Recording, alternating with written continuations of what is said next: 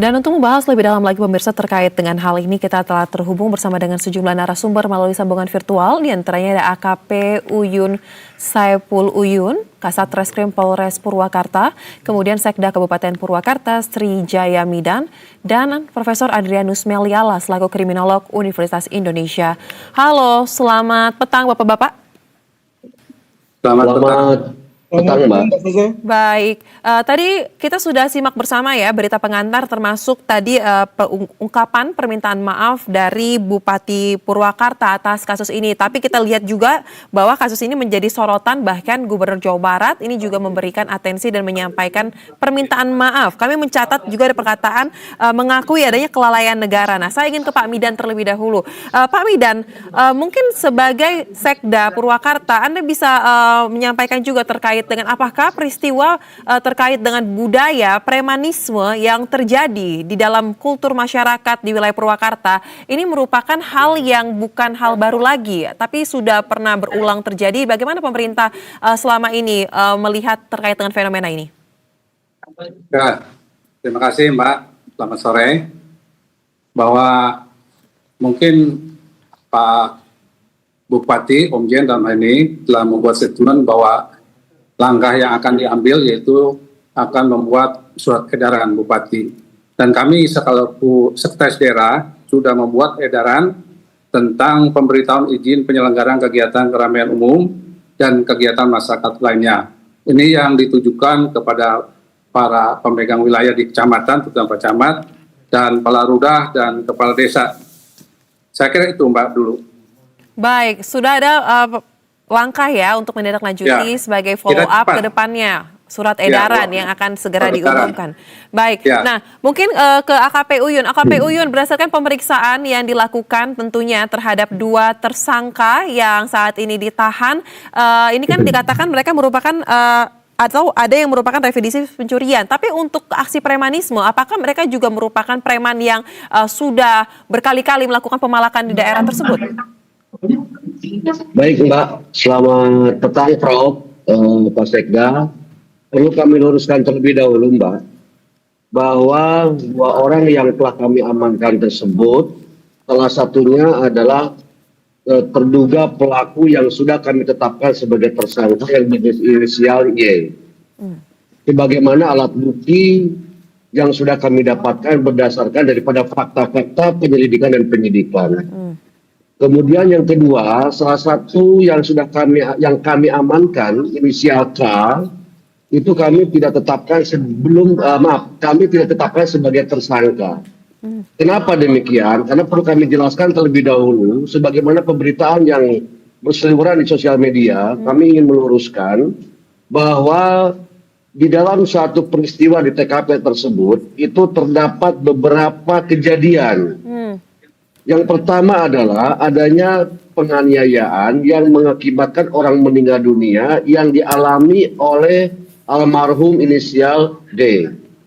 Kemudian satu lagi, ada peristiwa penganiayaan di tempat yang sama, waktu yang sama, dengan korban yang lain.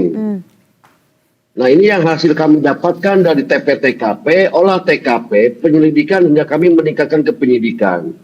Untuk perkara daripada korban atas inisial D tersebut, sudah kami tingkatkan ke penyidikan dan sudah kami tetapkan sebagai tersangka terhadap inisial Y.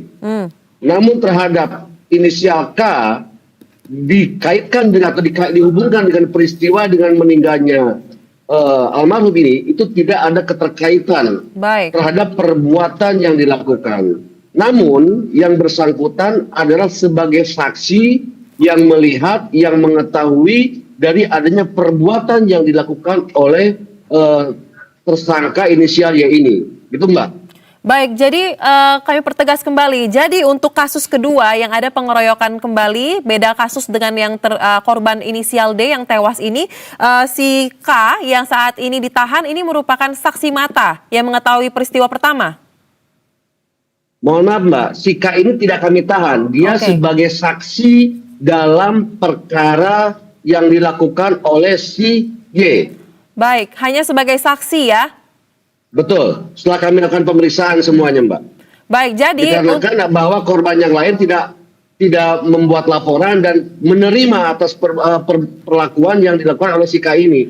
Baik. Akhirnya kami terfokus kepada tersangka yang mengakibatkan orang meninggal dunia ini, Mbak. Gitu. Baik, jadi saat ini kasus yang berlanjut hanya kasus yang pertama yang memakan korban D. Betul, Mbak. Betul. Baik, jadi kami pertegas kembali hanya ada satu tersangka dengan inisial YI Ya.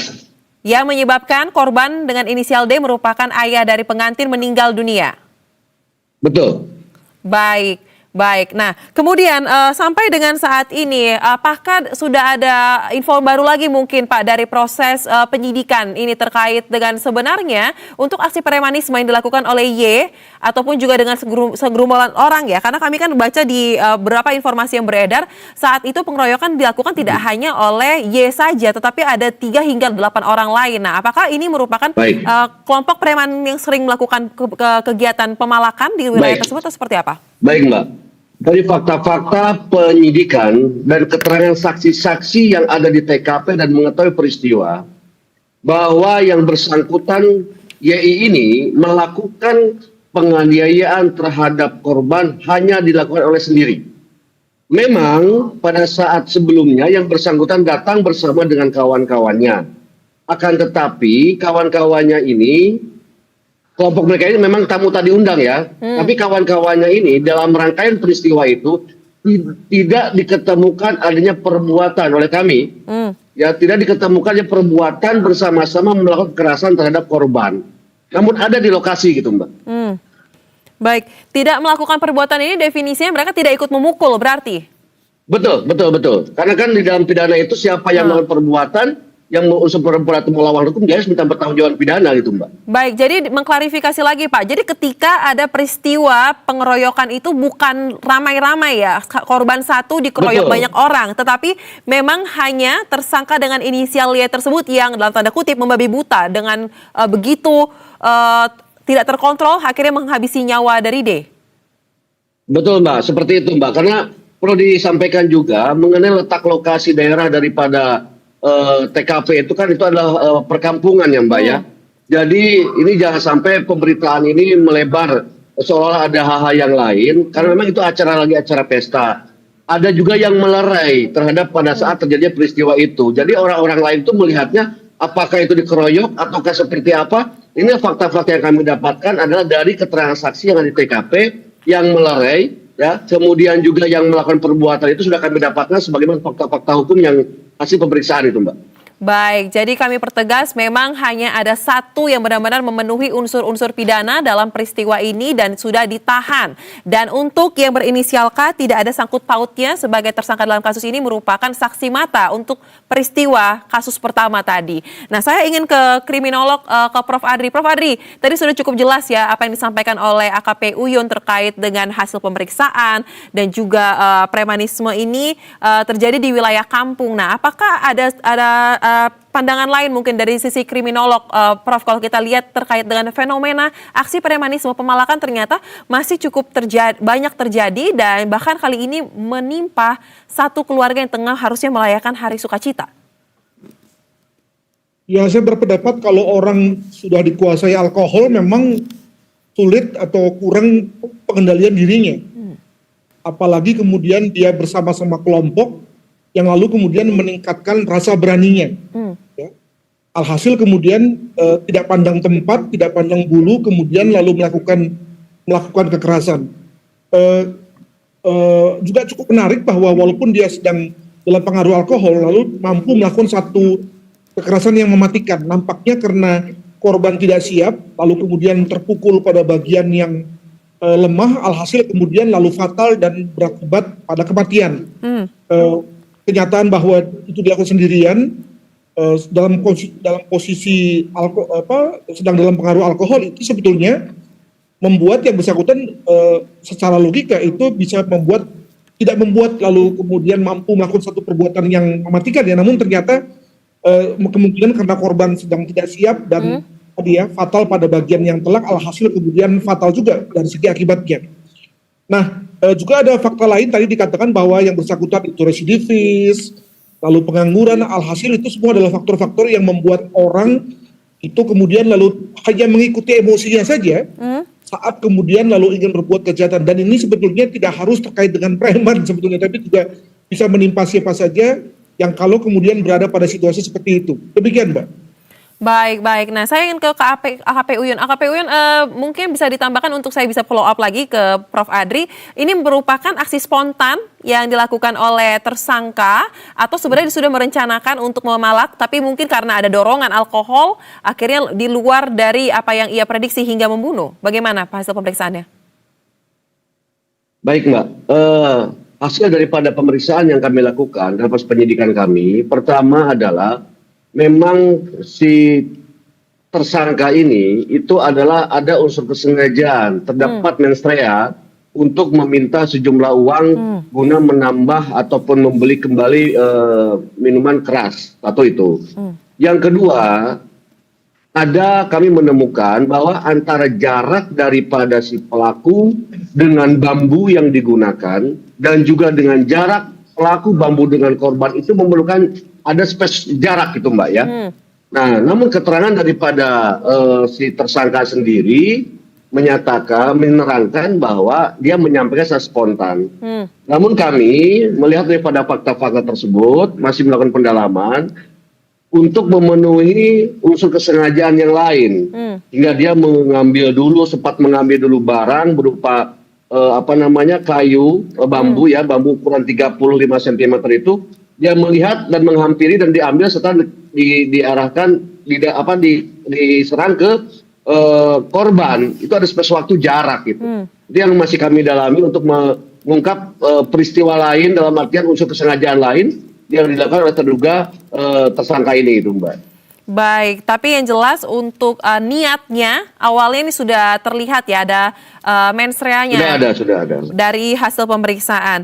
Baik, nah kalau begitu saya ingin ke Pak Midan. Pak Midan tadi sudah dijelaskan ya, ini di wilayah perkampungan ya untuk terkait dengan tempat terjadinya. Kami ingin tanyakan lagi, apakah selama ini dari pihak pemerintah daerah Pak, ketika ada hajatan yang akan dilakukan sebelum nantinya ya kita lihat dan kita baca bersama SE yang akan diumumkan. Tetapi sebelumnya Pak, dalam kebiasaan-kebiasaan yang ada di Purwakarta, apakah memang untuk terkait dengan keramaian akan terjadi di wilayah perkampungan sampai juga mungkin ke wilayah perkotaannya, ini perlu ada pengaturan terkait dengan surat menyurat terlebih dahulu kah kepada instansi terkait atau bagaimana sebenarnya Pak selama ini berjalan?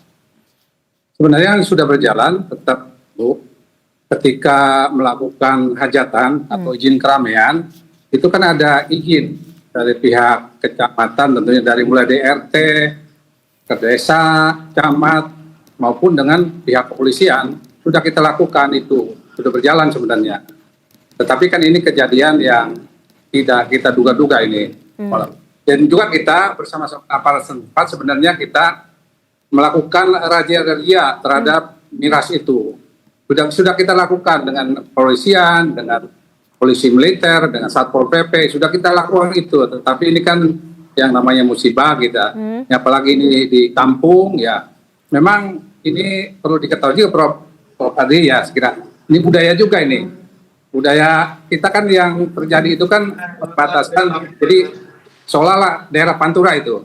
Nah ini perilaku juga, Pantura ini kadang-kadang emang perilakunya demikian.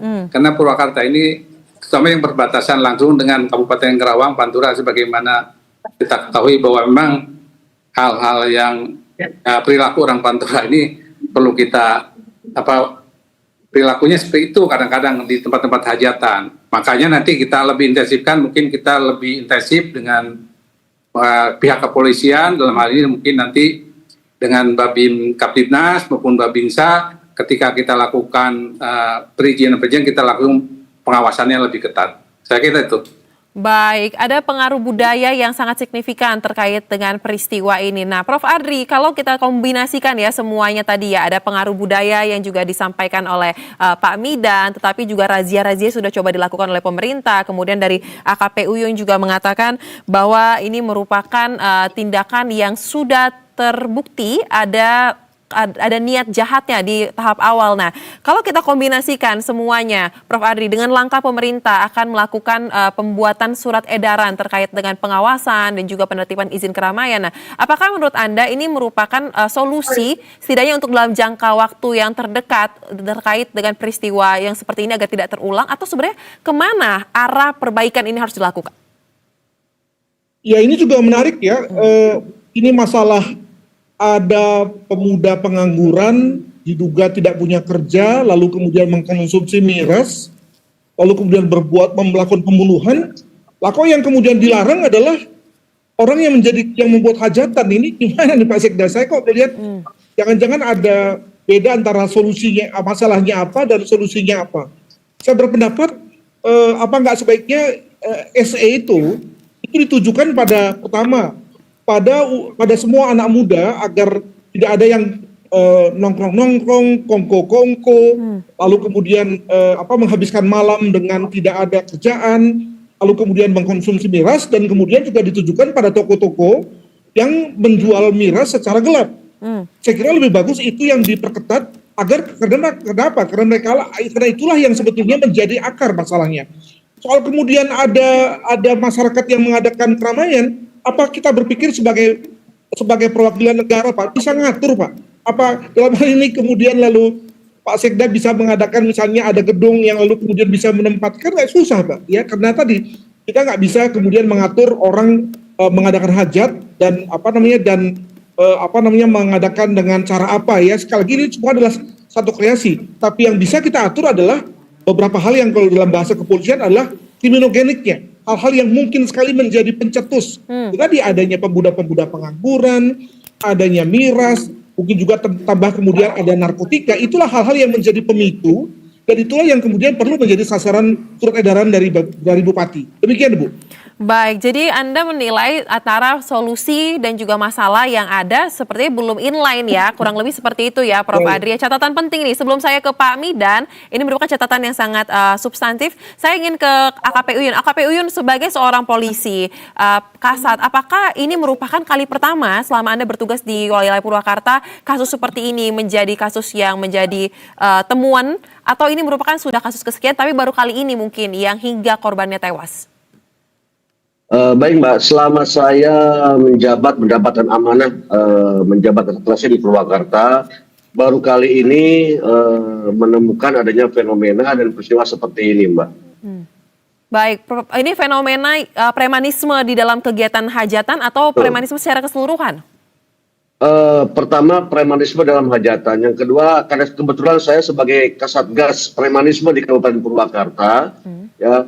Alhamdulillah selama sepengetahuan dan data yang ada di kami, dengan adanya program Pak Kapolda Jaga Lembur, itu kolaborasi antara masyarakat, pemerintah daerah, juga dengan stakeholder terkait untuk pemberantasan premanisme sudah berjalan, Mbak.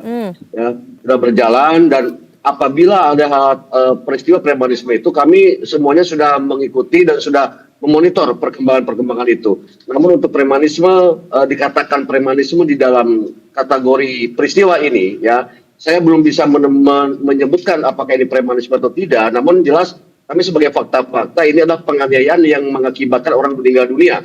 Ya. Jadi yang baru pertama kali kami menemukan peristiwa di tempat hajatan seperti ini selama saya menjabat.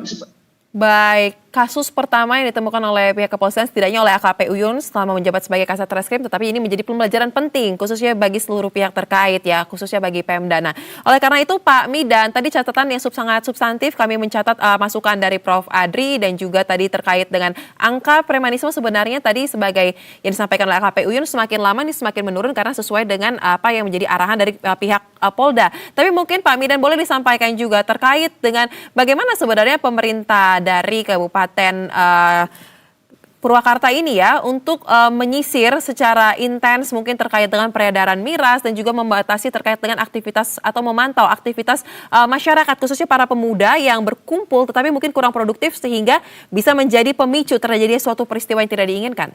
Apakah ini sudah ada menjadi concern tersendiri dalam program pemerintah? Ya, terima kasih Mbak. Tadi Prof ya, memang ini edaran untuk masyarakat ya, tapi memang lebih penting kita bagaimana anak-anak muda kita.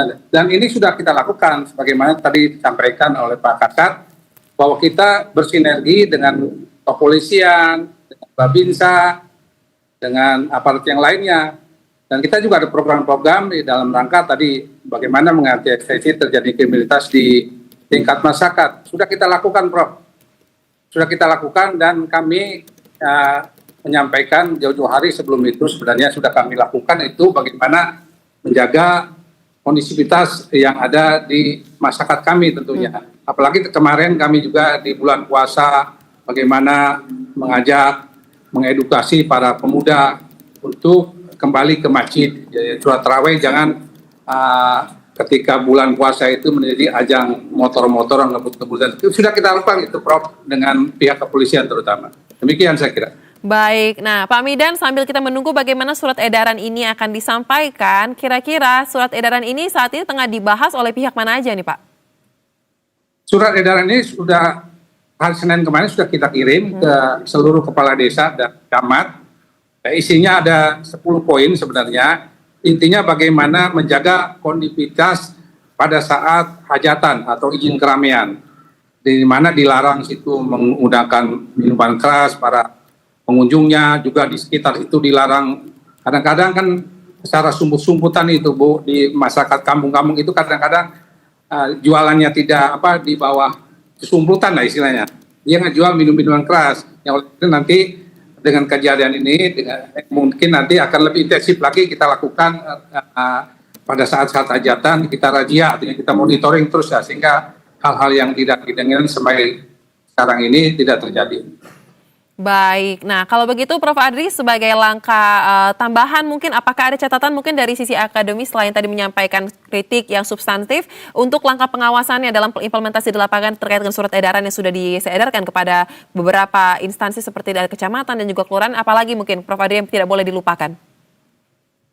Ya, jadi kalau nanti misalnya ada keluarga yang akan mengadakan hajatan dan kemudian lalu sudah memberitahukan kepada kepala desa atau mungkin juga Kapolsek gitu ya, atau Babin, maka ya wajib dalam hal ini Babin misalnya untuk berada di sekitar lokasi ya, atau kalau misalnya Satpol PP ada di lokasi juga wajib berada di sekitar lokasi untuk kemudian mencegah jangan sampai terjadi tadi yang dikatakan oleh Pak Sekda, penjualan-penjualan diam-diam dari alkohol misalnya. Saya kira jangan kita membebani masyarakat yang sedang hajatan ya dengan aneka macam kewajiban untuk mendatangkan aparat. Justru menurut saya aparat perlu proaktif ketika sudah diberitahu bahwa si A, si B akan mengadakan hajatan di kampung A pada jam J dan seterusnya, ya Babin perlu hadir dan yang lain-lain perlu hadir mungkin secara diam-diam juga gitu ya, agar kemudian lalu pihak-pihak yang akan mengacau, mengganggu dengan aneka macam cara dan dalih kemudian bisa terhindarkan. Demikian. Baik, nah terakhir mungkin dari AKP Uyun, dari pihak kepolisian mungkin sebagai himbauan kepada masyarakat khususnya di hari-hari mendatang ketika ada kegiatan yang akan dilakukan seperti apa? Baik Mbak, bagaimana situasi dan kondisi yang ada, fenomena masyarakat tentunya pasti berbeda-beda karakter dan budaya. Namun pihak kepolisian terus akan memberikan himbauan dan akan hadir di masyarakat kapanpun, dimanapun. Dan apabila terjadinya atau ada indikasi gangguan Kamtibmas atau berpotensi gangguan Kamtibmas, maka segera menghubungi pihak kepolisian terdekat atau melalui call center. Ya, 110 itu 24 jam, ya, dimanapun, kapanpun itu bisa dihubungi Mbak. Kemudian yang kedua, himbauan dari kami adalah agar terjadinya sinergitas masyarakat apabila menemukan ataupun ada hal-hal yang lain yang kiranya tadi menjadi gangguan Kamtibmas di wilayahnya, segera menghubungi pihak kepolisian atau aparat setempat, ya, agar supaya tidak terjadi potensi-potensi gangguan Kamtibmas yang bisa menjadi meresahkan di masyarakat itu Mbak. Baik, kita akan tentu kawal terkait dengan yang paling penting kasus ini selesai sampai dengan tuntas dan kemudian juga ada pembaharuan yang benar-benar nyata ya Bapak-Bapak, kita lihat terkait dengan keberlanjutan dari pelaksanaan kegiatan keramaian yang lebih aman lagi ke depannya di wilayah Kabupaten Purwakarta. Terima kasih untuk diskusi yang sangat menarik Pak Midan, Prof. Adri dan juga AKP Uyun. Salam sehat, selamat kembali beraktivitas.